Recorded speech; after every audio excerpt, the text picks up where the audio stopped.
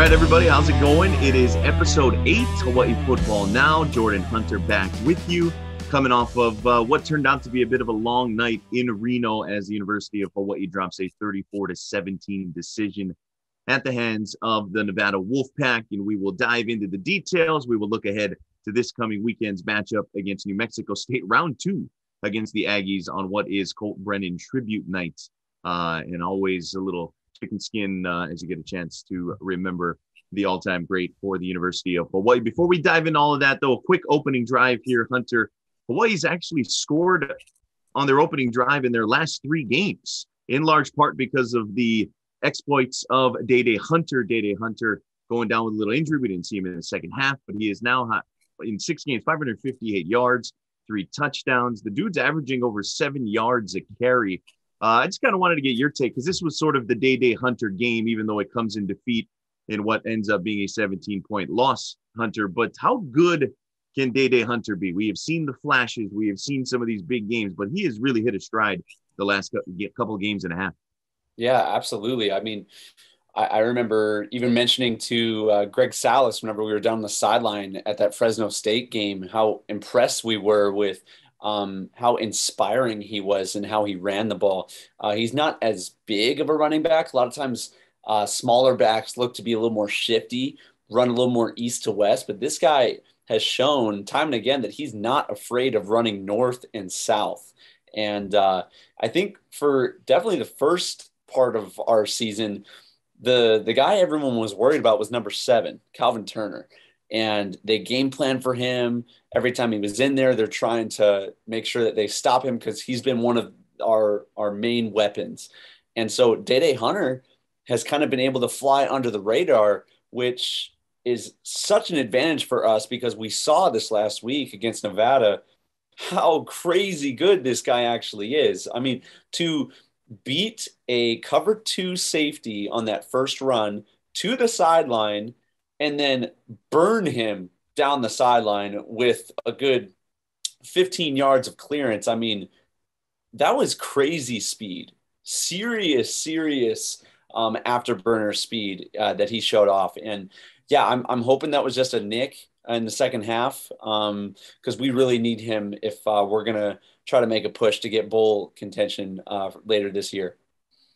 Yeah, without a doubt, the guy has really flashed as the feature back. And I think maybe part of the frustration, right? You talk about Calvin Turner and what Helle Hunter has done. And this team isn't short on talent, that's for sure, especially on the offensive side of the football. So as we mentioned, Hawaii dropping a 34-17 decision in Reno this past Saturday night, a game that Hawaii led 7-3, 14-10 after those 2 long Helle Hunter touchdown runs. And a game that was tied at 17 late in the second quarter. They end up trailing 20-17 at halftime, and Nevada ends up scoring the final 17 points of the ball game. That drops the Rainbow Warriors to 1-2 in the Mountain West Conference, 3-4 overall with 6 games remaining. And as Hunter points out, some work to do, not just to kind of stay in the Mountain West Conference race, but to get to those 7 wins that would bring with it bowl eligibility.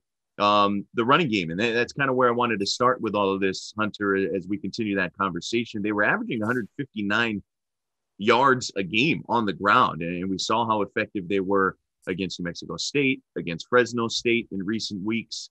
Ran for 188 yards in this game. And when you take out the sack yardage and the 2 long runs, it's a little more pedestrian, if you will. They basically had 73 yards on the other 23 carries outside of the 75 and 81-yard touchdown runs for Helle Hunter, who finishes with 174 overall, the 2 touchdowns on just 8 carries in this ball game. And unfortunately came up a little gingerly after falling on his shoulder late in the second half. We never saw him again in this ball game. He has said that he doesn't think it's anything long-term. We'll wait to see if he is available on Saturday against New Mexico State.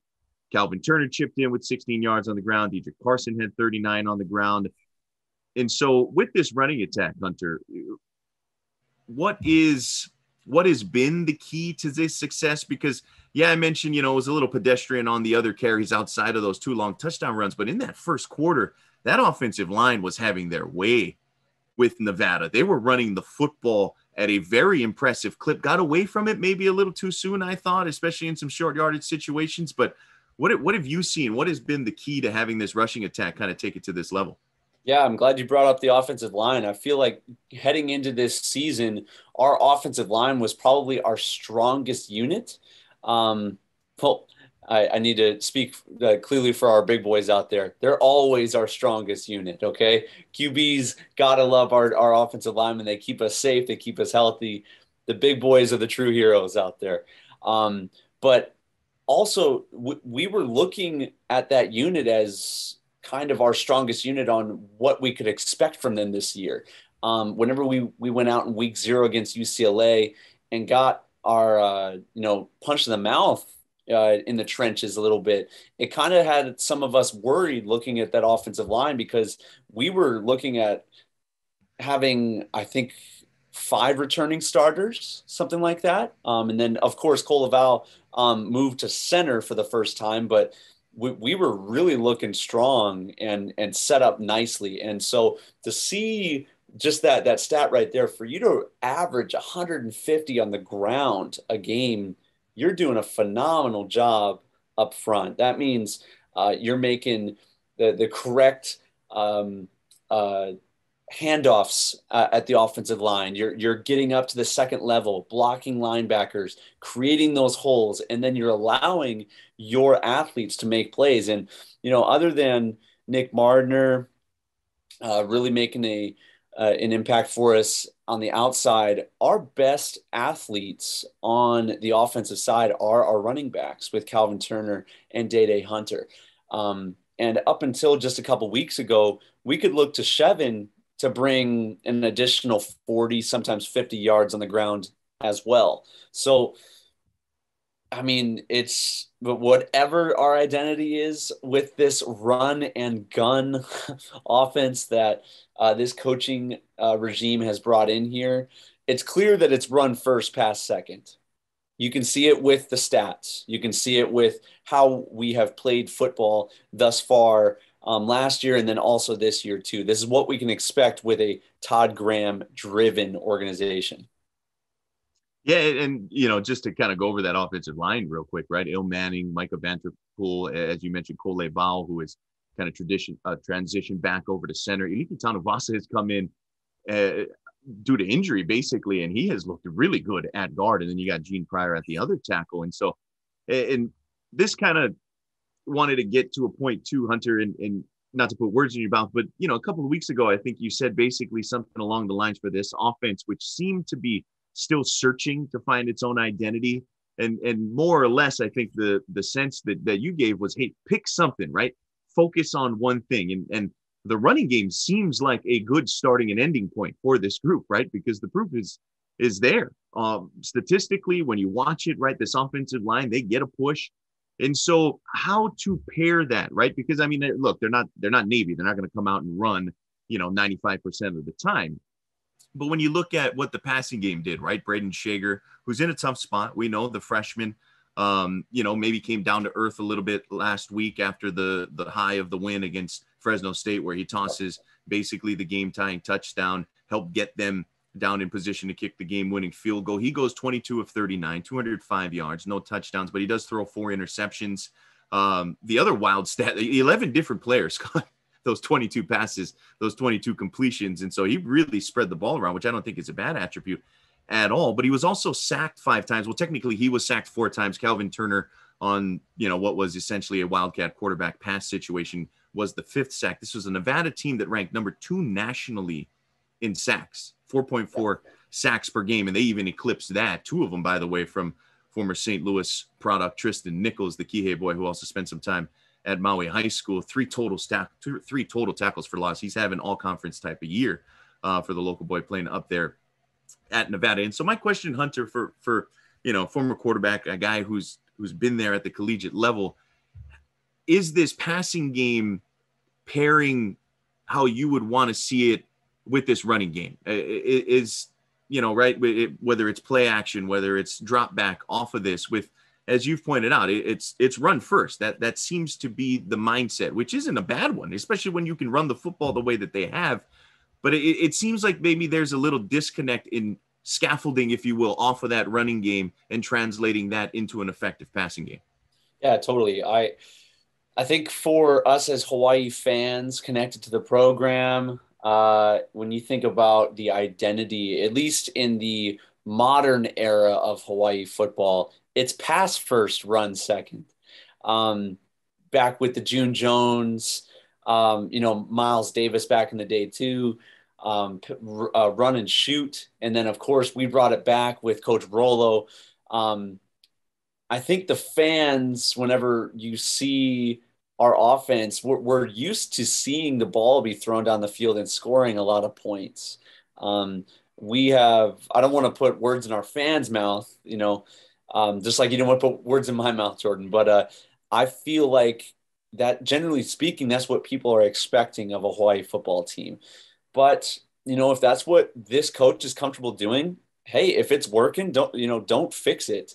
I'm a fan of going with what our talent is able to provide on the field. And so, how do you pair that with the passing game?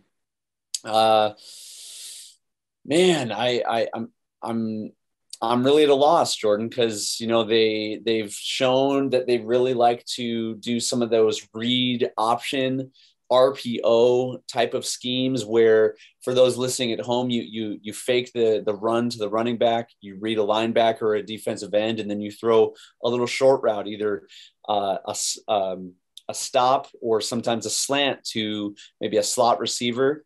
Um, I would love to see them throw it outside a little bit more. Incorporate guys like Nick Martin or Jared Smart, who are usually on the far ends of the field.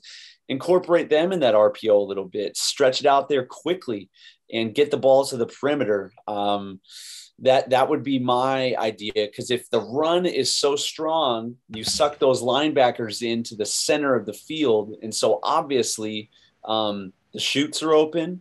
And the outside is going to be open too, because those you're not going to have DBs pressing those receivers on the outside, because they have to at least respect the run a little bit. So that would be something that I would advise towards. But again, with the hiring of Bo Graham, his son, as the offensive coordinator, they're going to do what they feel is best. So though that might be what I would say that they should do, I don't know if this is getting back to them.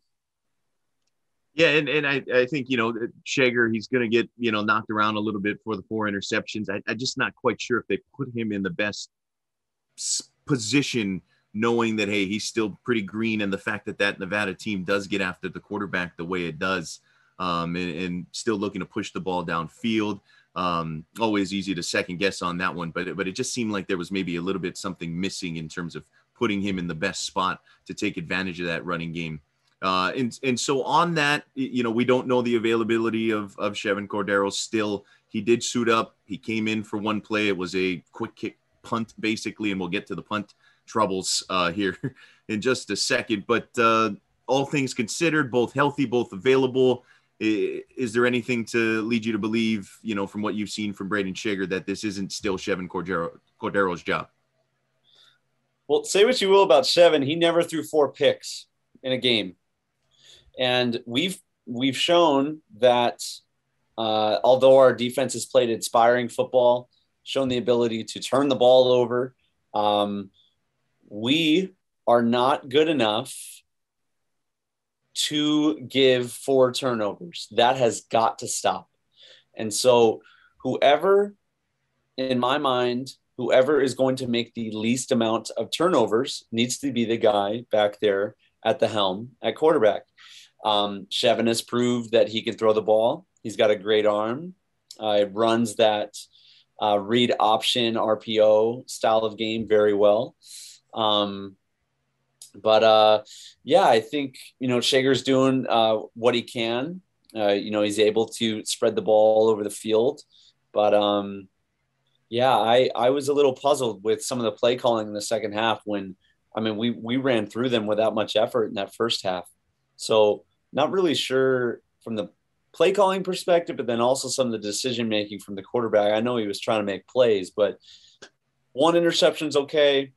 2 is 3 is unacceptable and 4 is deplorable. There's no reason that 4 should ever be an option if you're a quarterback, in my opinion. So we need to protect the football better, especially with some of the better teams of the Mountain West still ahead in our schedule with Wyoming and then San Diego State as well. We have to do a better job taking care of the ball. And the 4 interceptions, you also basically lose some possessions on the muff punt that hits Nelson in the back on a punt return that gives Nevada the football deep in Hawaii territory. You also had a punt block. That is the 3rd game this season that Hawaii has had a punt blocked after the program had the national record or the longest streak going that dated back until like the 2000s. I think I want to say maybe 2008. And so how concerning have the special teams miscues been? The kicking game, for the most part, Shipley kicking field goals has been pretty solid. Kyler Halverson on the kickoffs has routinely put them in the end zone. And so there have been bright spots, but the blocked punts and then, the inability to maybe break off long returns and then the muffed punt, how concerning has that been? Yeah, I mean, I think a lot of people think and view special teams as kind of an afterthought, but man, it's critical for possession, for momentum.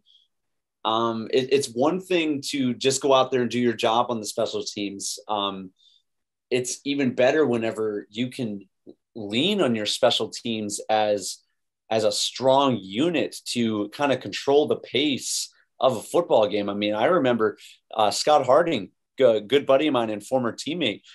It was the crazy style of football back in the day where we could literally count on turnovers from that guy aiming at a receiver. So on the other side of the football, the team receiving the punt, he could pick a guy out and kick it off their helmet and we would recover the football for a first down. It was one of the first times in my football career that special teams was viewed as an offensive strategy, if you will. And so I've kind of seen in my time around the program, special teams celebrated and not just, tolerated or, yeah, we got to get through this, but as something that is treasured. I mean, even Jason Elam, one of the NFL's all-time great kickers, comes out of Hawaii's special teams program. And so again, back to identity. I love talking about identity when it comes to football because I think it follows teams. Hawaii has always been known to have great special teams. And so, again, new coach, new paradigm. We talk about this like it's a broken record, Jordan, but you can tell that this may not be that much of high on the importance spectrum for this new coach. And so at the same time, he's found a way to win with not being iron tight on that side of the football, the third of the different sides of the football, if you will. And so I think it's very important. And again, we cannot afford to turn the ball over on special teams. That's unacceptable. We got to tighten the screws there. Yeah, this is the program that's produced Jason Elam and Matt McBriar and Rigo Sanchez and Jake Ingram. Right. It's always been a point of pride for the University of Hawaii. It's obviously something that needs to get fixed. And as we kind of, wrap up this Reno loss, what'd you make of the defensive performance while taking all that into account, right? The turnovers, the special teams miscues. It's a defense that, kept Hawaii in the game for vast stretches of this ball game. You had Corey Bethley with 13 tackles, 11 solo. That guy has been amazing the last few games. And it's kind of a menace rushing the quarterback when they unleash him in that pass rush. Quentin Frazier went double digits in terms of tackles. Darius Muasau did as well. Jonah Laulu, Zach McKinney also had a sack along with Darius Muasau, but no turnovers forced. And that ultimately, I think, added up very, very negatively for Hawaii with all of their turnovers and not being able to steal possessions back. As they had come into the game ranked third nationally with 16 turnovers caused. This Hawaii defense obviously buoyed by that 6 takeaway performance against Fresno State. But taking all that into account, Hunter, what do you think of where the defense showed well against this Nevada squad. Oh, I thought they did everything they were supposed to do to handle Toatawa, who, in my opinion, is one of the best running backs in the Mountain West, to hold Nevada to under 100 yards of rushing, to keep us in that ball game in the first half, to go into halftime at a tie ball game. Huge win in my book. Huge win. The fact that we weren't just in it, but it was a good game at that point. Whenever you play a quarterback like Carson Strong, who many people are projecting is going to go maybe even in the top 10, but definitely in the first round of next year's NFL draft, there's only so much you can do, especially whenever he is making good decisions. And you can see it from his stat line. 34, 54, 395 yards and 2 touchdowns and 0 interceptions. That comes not so much from defense playing poorly, but from a quarterback making the right reads, making quick reads, and getting the ball out of his hand fast. The plays that I was able to watch from him, I was very impressed with his pre-snap decision making, and he knew where he was going with the football, and the balls were thrown exactly where they needed to be. There's only so much you can do on a defensive side when that is happening with the opposing quarterback. And it goes back to our offense. Defenses play better whenever they're well rested. And when the offense is not doing what they're supposed to do in a new environment, higher altitude, tougher to catch your breath, all that, yada, yada, yada, it does make a difference whenever you're trying to stop a guy like Carson Strong. So I thought they did very well. I hope that they can keep their heads up heading into New Mexico State, because I was impressed with the defensive side. Yeah, I would agree with you. I thought they did their job, right? I mean, the 7 drives that took 4 plays or less, basically, whether it was ending in a turnover or a punt for the University of Hawaii or even ending on downs. That's tough, right? That's tough. Nevada ends up running, I think, 93 plays in that ball game. So again, Hawaii dropping to 3-4 on the season, 1-2 in Mountain West Conference play. Some work to do to get to bowl eligibility over the back half of the schedule. We'll take a little halftime break, come back, look a little ahead to the round 2 matchup against New Mexico State, the return home game for the Bows and Aggies, and get into a little bit further discussion, as well as Hawaii welcomes back fans for the first time in a couple of years this coming Saturday at the Ching Athletics Complex. We'll take a break. We'll be right back. Hawaii Football Now. This is Hawai'i Football Now from ESPN Honolulu.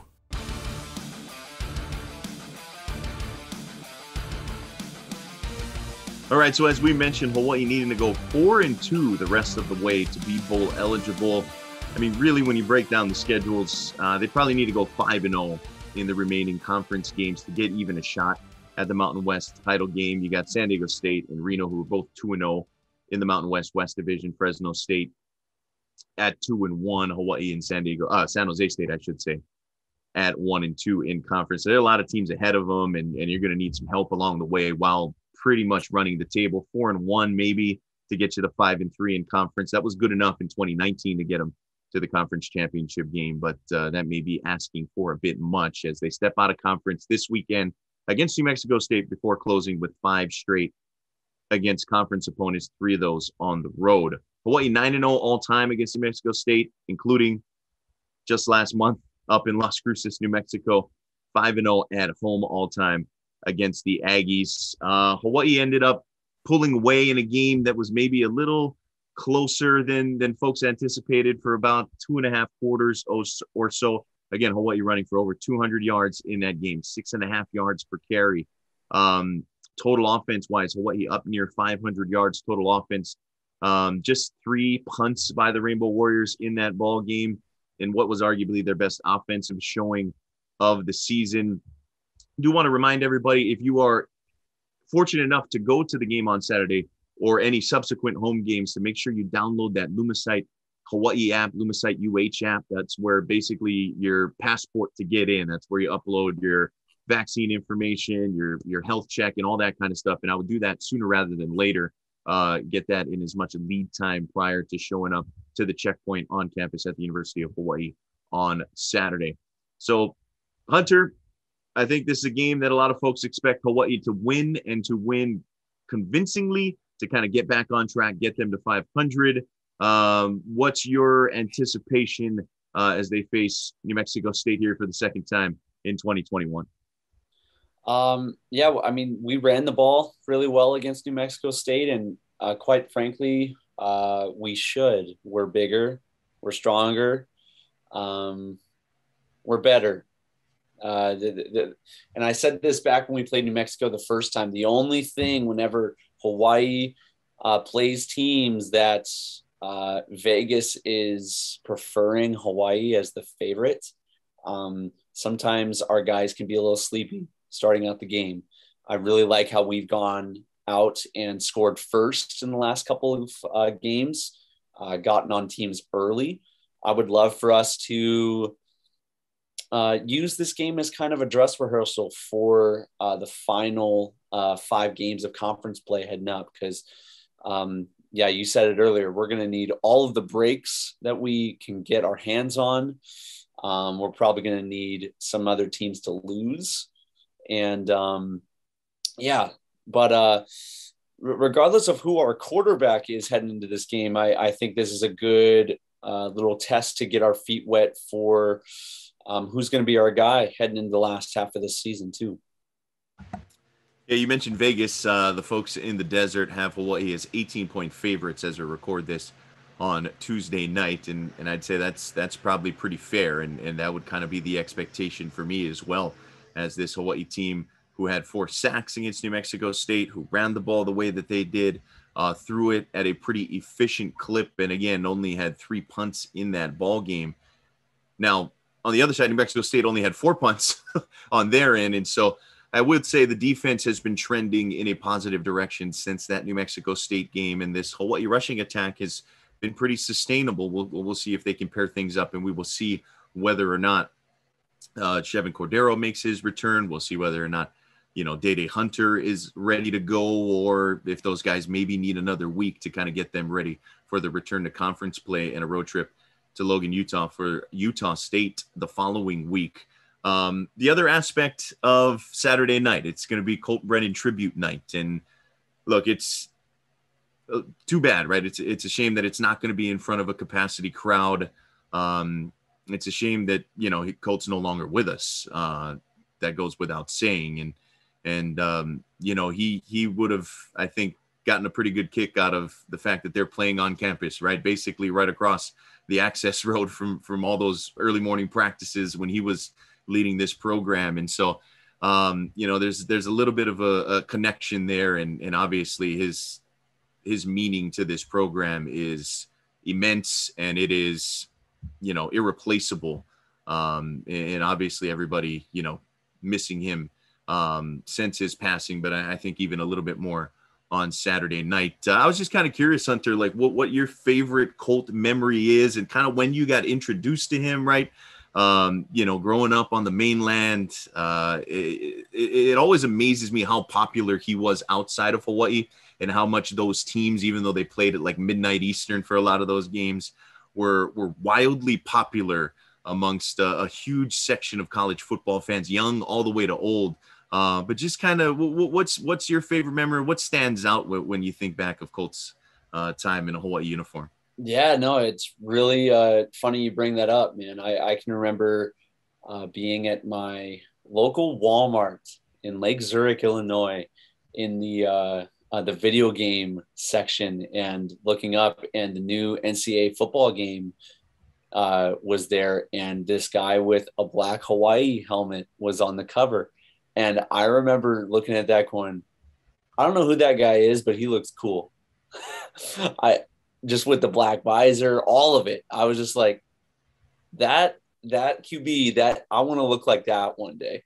And at the time, I wasn't even playing football. It was just one of those things where he was just this enigma, this cultural icon, I guess, at that time. And then to fast forward, obviously, with the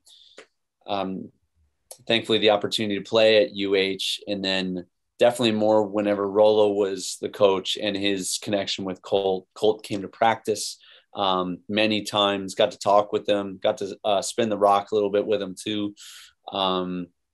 Obviously at that time, he wasn't the Colt that everyone knew back in the day, whenever he was doing his thing. But just to get to talk with and get to know that legend on that side of things was pretty special. So yeah, I know that UH will do a great job honoring him. For a lot of the people on the mainland, and still the greater Hawaii fan base, whenever they find out that I played for UH, their first question was, did you play with Colt Brennan? So he is that symbol for Hawaii, and his legacy will continue to go. Yeah, there's sort of this line of demarcation, I think, right? You played with Colt, or you played before Colt, or you played after Colt, right? And obviously he represents some of the all-time moments for the program, and what was, I think nobody would argue, the pinnacle of that program, New Year's Day 2008, following that 2007 12-0 season where they're playing in the Sugar Bowl against the University of Georgia. And just how surreal, I think, even thinking back, it was that the University of Hawaii was playing in a New Year's Day bowl game, a BCA bowl game, and just how wild a ride that was in 2007. One of my fondest memories, just as a football fan, as a UH fan, as really a Colt fan, was 2006, and I got to go. I was a junior in high school, and we got to go to the Purdue game, which I think was like the second or third to last game of the season for Hawaii that year, where they go 11-3, right? The Arizona State game in the Hawaii Bowl, and they're rolling. And that game was just absolutely bananas. I don't think either team led it by more than 7, but it finished like 42-35. Colt throws 2 touchdowns to tie the game and then win the game, all within like the last 5 minutes. I think Bryce Mullen scored the tying touchdown. It was like a touch screen to Ian Sample from about 20 yards. And it was just absolutely some of those games when Colt was playing at Aloha Stadium, the papers flying everywhere. It's windy, like some of those iconic shots, right? And escaping me now, but the longtime legendary coach at Purdue, Tiller, was it? I just remember him like losing his mind, and then the post game said he'd never bring his team back and all this kind of stuff. And it's like, it was so sweet. And I just remember watching Colt in person. It was a few times I got to watch Colt in person, and just how smooth he was, and just how good he was. And again, I was just swag, right? Like before swaggy, it was cool. Man. Like he had drip before, like it wasn't a term, and his junior and senior years at UH, the islands, right? The little sponge bleach thing in, like I wasn't that, but I was a junior and senior in high school when Colt was a junior and senior in college. And man, we all wanted to be like him. Like we all wanted to be like those guys, right? If you were a receiver, you wanted to be like Jay Rivers, or you wanted to be like Bryce Mullen, right? Running around slaughter, Devon Best, just snagging balls. Like you wanted to be Colt. Like there were so many kids who were like wearing visors, like who should have never been wearing visors because Colt had one. It's like, can you even see out of things? He's like, I don't know, Colt, right? Where's the Colt? Like he was such an influence, and he was so good with it. Like he was so good with fans and kids, and he'd sign autographs for hours. Like he gave so much of himself, and the tale afterward, and what ultimately led to his tragic death. But it's hard for me to think of him and not think of just how much he gave to the people and the fans of Hawaii, and just he gave so much of himself, and those are just some of my fun memories. It'll be bittersweet for sure, but it'll be really nice to honor him on Saturday night. Yeah, the islands, man. So Cole McDonald actually copied him. Cole did that. Came in the locker room one day and we're like, "What in the world are you doing, man?" He tried shaving it and then ended up having to dye it so that it would stay a little longer. But then, like looking back again, I didn't grow up in Hawaii, but in hindsight, going back and watching some of those highlights, the sidearm, obviously he took the run and shoot, Timmy Chang kind of drift, roll back. But the sidearm sling and where he put some of those footballs were unbelievable. I mean, he would pull guys out of bounds and they're dragging 2 feet in the back of the end zone. Just gorgeous throws. And we're going through some of those seasons, they could score at will. Beautiful football. And in a lot of ways, revolutionary, the way that if they so chose, they could drive down the field in the blink of an eye and score. It's just few offenses. I mean, I think to the 2019 LSU team, some maybe those Miami teams back in the day too. Again, I know that's steep, putting those guys up there, but with the way that they could score, they deserve that kind of credibility. I really feel that way. And he was the leader of that. Yeah, it was something to behold for sure. And again, if you are going to be attending on Saturday night, or if you're going to any of the final couple of home games, be sure to make sure you download that Lumicite UH app to get you in the door and get all of the proper paperwork taken care of to make sure that you have a chance to enjoy Ching Athletic Complex and all that has to offer for an on-campus University of Hawaii football game day experience. All right, Hunter, we'll kind of hit our overtime segment here and a whole lot to get to, right? And there are all kinds of things in the news relating to football and off the field. And of course, it's been, I think, the talk of the town here at the University of Hawaii for obvious reasons and connections. But Nick Rolovich, former University of Hawaii head coach, is out at Washington State. The deadline came to pass on Monday of this week for their vaccination mandate for all state employees. Rolo's request for religious exemption was denied, as was 4 other assistants, including Craig Stutzman and a couple of others who were on Rolo's staff at the University of Hawaii. Hunter played under those guys for a couple of years and wanted to get your take as well, Hunter. And Rolo, at least from the outside, covering his teams over the years and even, being a fan back in the day when he was the quarterback at the University of Hawaii, he was always going to do things his way. Right. And I think that this is the latest example. And people I think have had their different takes on it. And I know Rolo to be a thinker. Right. And I think he understands the magnitude of this and the fact that, look, his ouster also means that, there are a lot of assistant coaches that are either out of work with him or potentially out of work. And who knows who the next hire is going to be full-time at Washington State and also the kids, right, that he recruited there. There's no guarantee that they fit in the scheme of things for the next staff coming in. And I don't think those things are lost on him, but I bring those up just to kind of speak to the magnitude of this, right? And ultimately his decision to stick to his guns, if you will, and not comply with the vaccination portion of the mandate and attempting to get that religious exemption, which was not granted. And so, yeah, it is a strange ending to what seemed like a really good fit for Nick Rolovich, his personality, his style of football. There in the Palouse, and it comes to what seemed to be a drawn out but also abrupt ending as now I don't know what the future holds for him. It's not the University of Hawaii. There are very similar mandates in place for University of Hawaii staff, employees, just to get on that campus and in that facility. And so I don't know what the future holds for him. I think those that know him aren't surprised, are, maybe one of those where it's like, dang, Rolo, you want to see him succeed.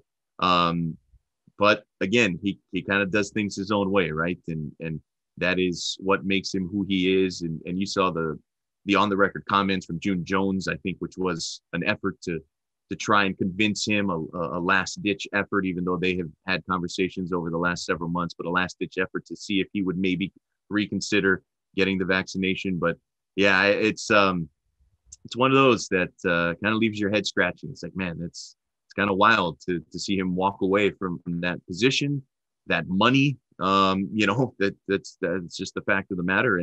And we'll see what's next for him, and we'll see what's next for Washington State, which has a lot of, local ties and guys, who even played at this program who have transferred over. So yeah, Hunter, just, if you want to speak to it, feel free. I know you know him well. You played for him. You played for a lot of those guys who are now out at Washington State.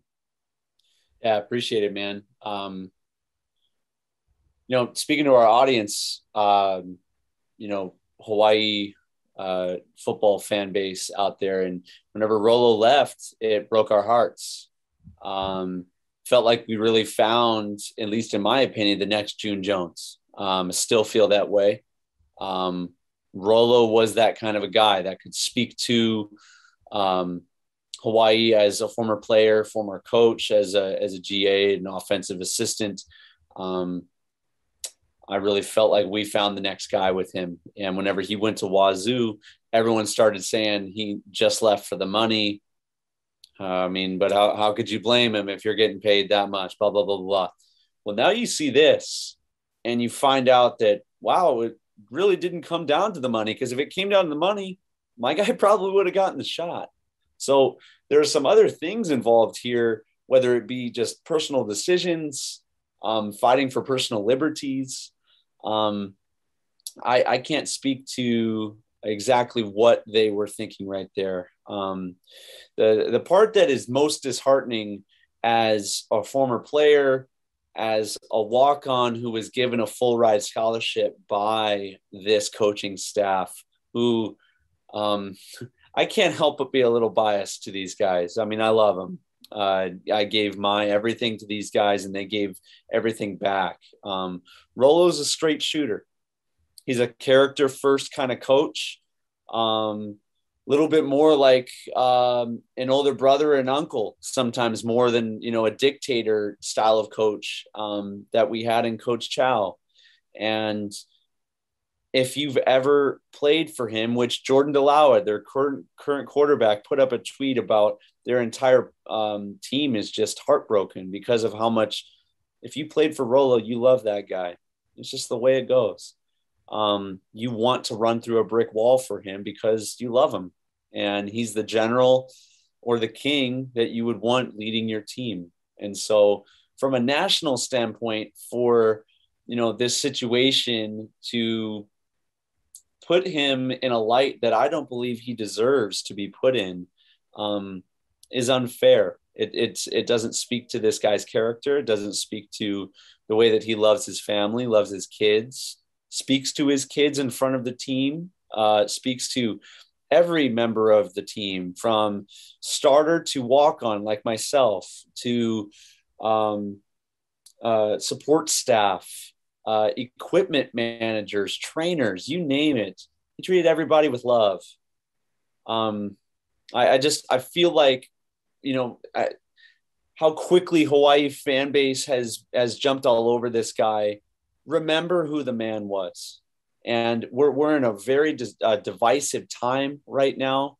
I'm confident that all of these coaches, they're great coaches. They'll land on their feet somewhere in due time. Maybe in the South, just being a little more honest with where certain areas of the country are a little more loosey-goosey when it comes to this stuff. But yeah, it's tough to see for people that you truly care about. And yeah, I just felt like saying that, Jordan, because they're good men that deserve to be spoken well of. And it's unfortunate that a situation like this paints them in an unfortunate light, because that's not who they are.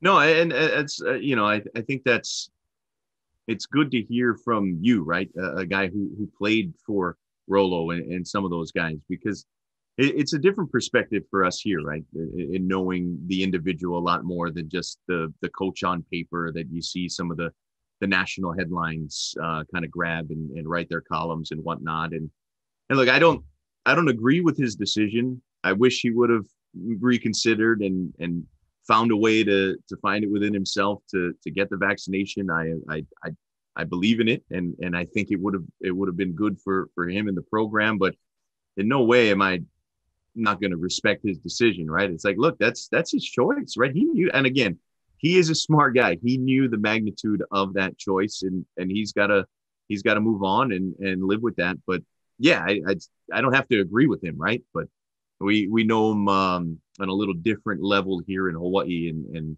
what he has done in this state and for that program. And so it's a little different perspective than I think what you hear from maybe on the national level, and a little more nuance to it.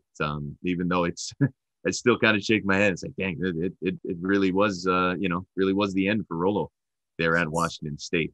So, Hunter, I don't know if you had anything else to add on that, or if you had another topic you wanted to squeeze in here on our little overtime segment before we call it a week. Yeah, other than that, for those of you watching baseball, hope you're in support of those Dodgers. That's a great series right now between them and the Atlanta Braves. Outside of that, anxious to see our cousins over in Cincinnati, Ohio, another group of 5 team trying for the first time to make it into the Final Four. Every time I see them with another win, it just makes me smile, because it may not be Hawaii, but they are winning for us. That has huge significance for every school in the group of 5. And showing that they can compete against the Power Fives. So I'm really optimistic there and excited to see what is to come. Yeah, that Cincinnati team, they've done the hard work. If they run the table, they're number 2. They got to be in, right? I don't think there's any debating at this point. It's going to be really fun to watch. Again, for us, a lot of fun as always. Colt Brennan Tribute Night coming up on Saturday. Hawaii football playing host to New Mexico State in a non-conference matchup. And again, be sure to download that Lumicite UH app. We do want to keep kind of pounding that home, because you don't want to be the guy who shows up. You're like, what? I have to download an app? And you're like one of the 3,000, one of the 1,000 people who got the ticket. And all of a sudden it's like, they can't let you in. So make sure you do that. And I did want to switch gears a little bit and send one note out before we head out of here. Again, as always, send us your questions, YouTube, Facebook, Twitter. You can comment on all those. You can hit Hunter or I up as well, but wanted to send our best wishes to our guy Bobby Curran, longtime radio voice for the University of Hawaii. A little under the weather, was unable to call the game in Reno. John Veneri, tip of the cap, man, stepping in and taking over those duties. But all our best to Bobby. We hope you're back as soon as possible, and take care, man. And I know a lot of folks are looking forward to his return, hopefully this Saturday. All things considered, but we don't want him to rush back either. Take care of himself. So just from us here on the HFN podcast, sending our best to Bobby. And again, for Hunter, I'm Jordan, and it has been another episode of Hawai'i Football Now. You can check us out on all the ESPN Honolulu platforms. We'll see you next week. You've been listening to Hawai'i Football Now with Jordan Helle and Hunter Hughes, all from ESPN Honolulu.